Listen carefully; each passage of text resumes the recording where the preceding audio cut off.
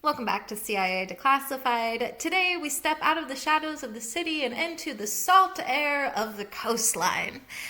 For centuries, lighthouses have been symbols of safety, a guide for the lost, and a warning for the weary. But during the height of the Cold War, the agency saw them as something else, the perfect unsuspecting shell for a global net of ears. High above the surf, hidden in plain sight within the Fresnel lenses and iron galleries, the CIA was listening. This was Operation Lighthouse. Lighthouse turned maritime safety into a front for massive signals intelligence collection. Operation Lighthouse involved the installation of high-frequency direction-finding equipment in remote coastal towers to intercept Soviet naval communications. A quote from a declassified Office of Naval Intelligence memo dated 1962. The isolation of these structures provides an ideal acoustic and electronic environment for the monitoring of sensitive maritime traffic. End quote. The agency collaborated with the Coast Guard to place technical service officers disguised as lighthouse keepers in key locations like Cape Hatteras and the Aleutian Islands. The program utilized specialized wire mesh antennae hidden inside the decorative ironwork of the lighthouse balconies to avoid visual detection by passing vessels.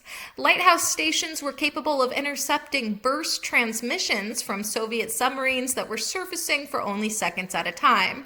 The CIA used the lighthouse's own power supply to run high-gain amplifiers, masking the electronic signature of the spy equipment. A quote from the Director of Central Intelligence, Richard Helms.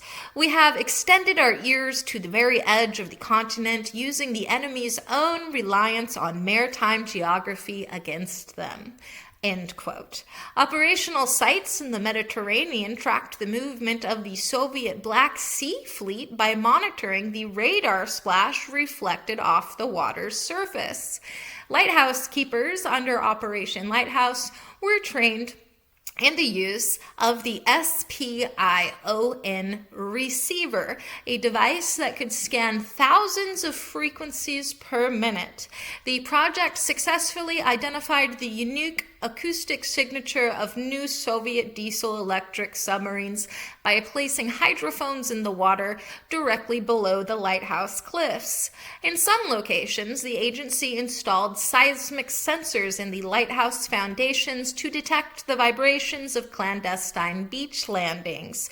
A quote from a declassified signals intelligence technical report: "The lighthouse is the perfect platform. It is expected to emit energy, and its height provides an unobstructed line of sight to the horizon."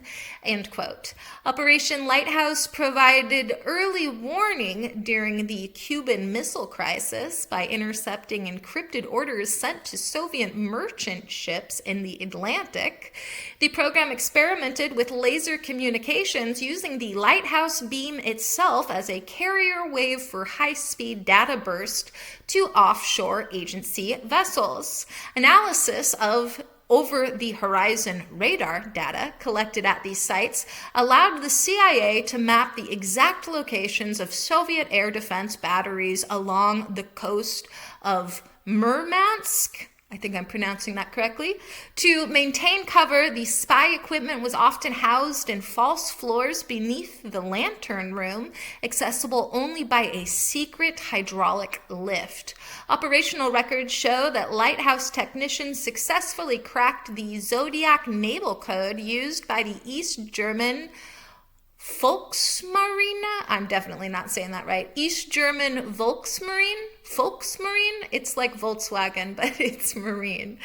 The program was so successful, it was expanded to include dead drop points located in the rocky crevices at the base of the lighthouses for agents arriving by sea.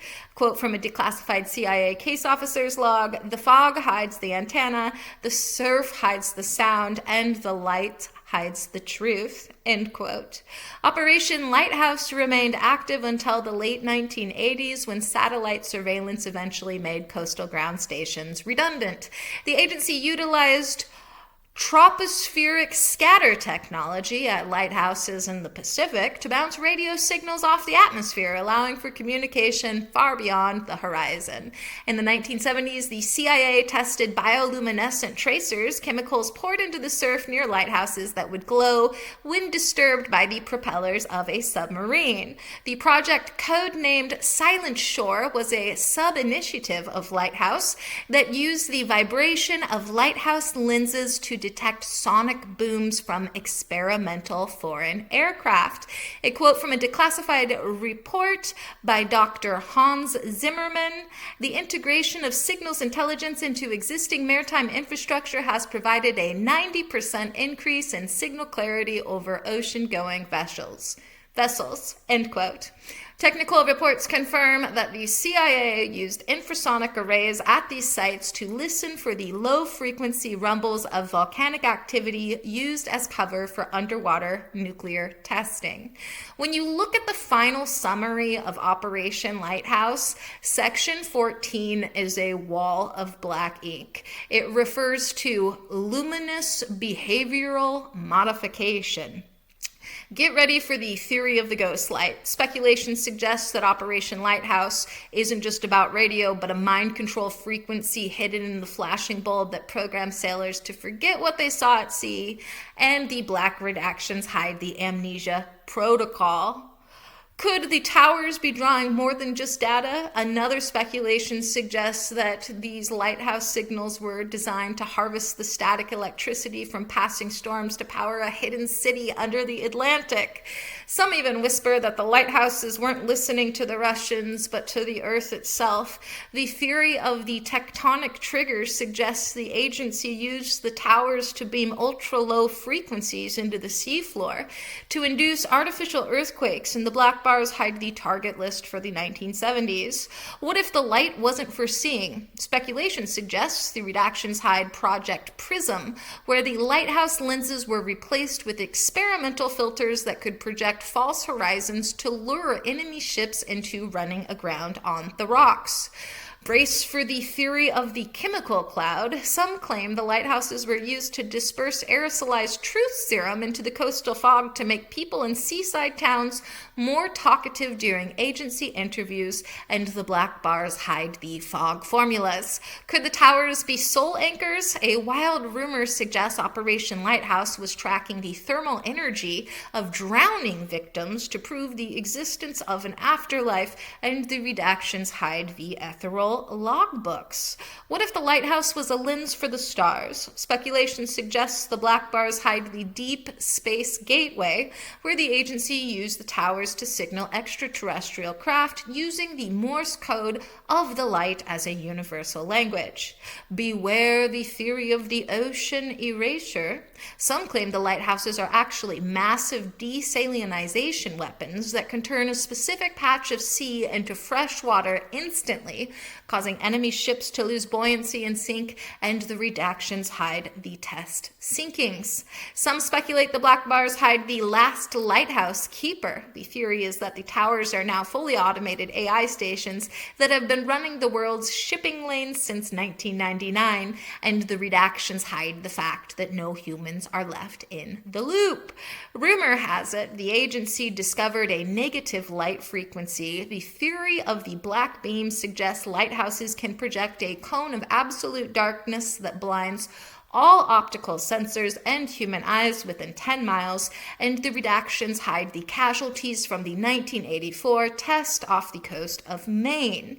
Could the lighthouses be speaking to the deep? Speculation suggests the black bars cover Project Cetacean, a program to use the towers to transmit commands to mind-controlled pods of whales used as underwater torpedoes. There's a legend of the vanishing village. The theory claims a lighthouse beam in the Pacific once accidentally phased an entire fishing town into a parallel dimension, and the redactions hide the coordinates of where the town used to be. What if the towers aren't ears but anchors? A dark rumor suggests Operation Lighthouse is actually holding the continental shelf in place against an artificial gravity pull from the moon, and the redactions hide the structural stress limits. Some believe the redactions hide the time dilation pulse. Speculation posits that the specific rotation speed of the lighthouse lens can slow down time for the occupants, allowing agents to live for decades while only hours pass outside. Was Operation Lighthouse a success? Strategically, it was a triumph. The agency gained a literal window into the Soviet Navy's movements that radar and satellites simply couldn't provide at the time.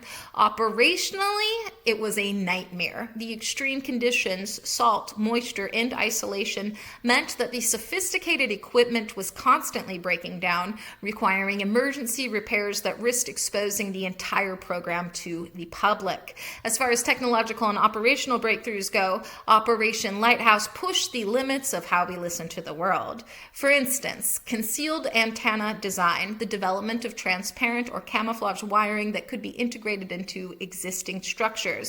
Salt-resistant electronics, engineering breakthroughs, and coatings that allowed delicate computers to survive in corrosive maritime environments.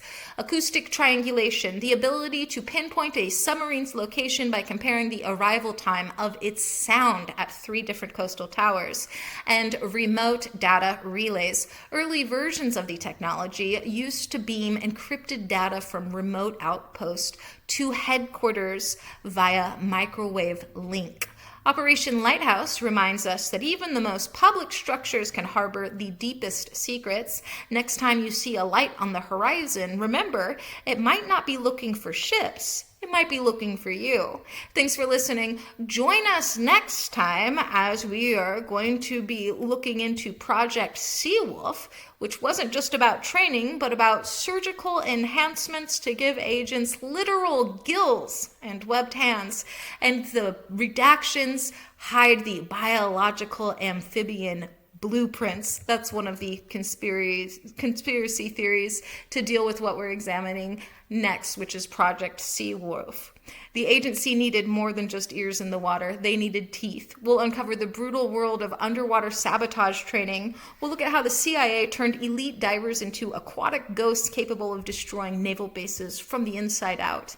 In the meantime, I'll see you in the archives.